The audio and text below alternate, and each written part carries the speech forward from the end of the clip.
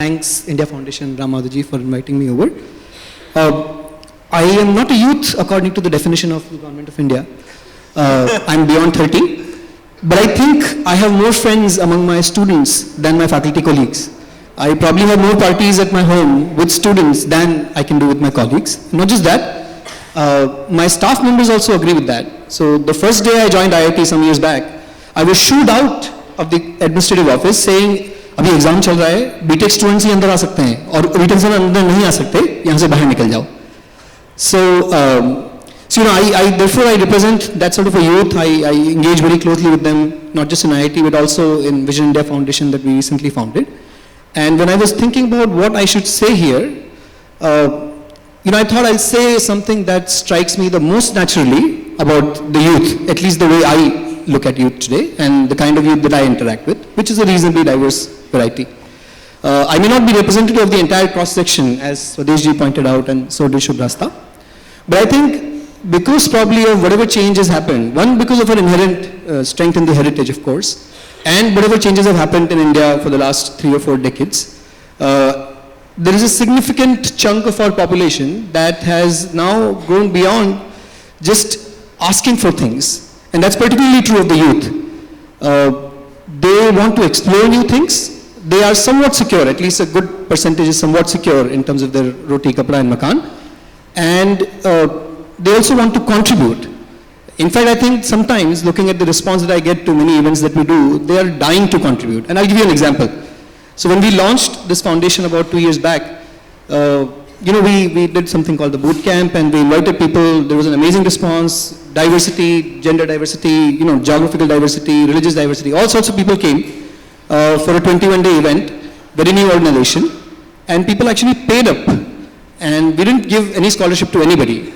And similarly, we did an event where, Mr. Arun Puri or Mr. TCA yesterday described, if the government calls you fool, you're probably doing something right. But in this environment, we do something called the Good Governance Yatra, where the mandate is to see what good governance projects are. And people come, people spend their entire time, we don't give them luxurious conditions, and people are willing to pay significant amounts to be able to go through that experience. So I think what I'm trying to point out is there is a significant hunger, at least among a section of youth, and they want to contribute. What we lack right now are platforms using which they can contribute.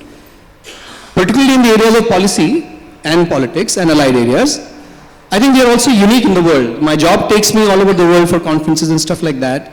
And from that experience, at least anecdotal experience, not something based on data, I can say that not many countries enjoy this luxury of their youth contributing to governance, policy, and similar areas. In general, what we can broadly refer to as nation building. So the question is, like Shubhrasta pointed out, can we provide these people a platform? For example, can we say that various ministries, elected representatives, or other kinds of institutions will have formal structured internship programs where these people come, they don't face many other hassles that they will right now do, and they can learn, contribute, come out good citizens, take the message of governance to the rest of the country. Can we do something like that? One more idea of a solution. I think what we lack in our country is a culture of what I refer to as strategic go-getters, right? So we want to substitute our electronics import, right? Now, we know that there are a bunch of faculty members outside of India faculty members, young people, all sorts of people who can come back and do something about it.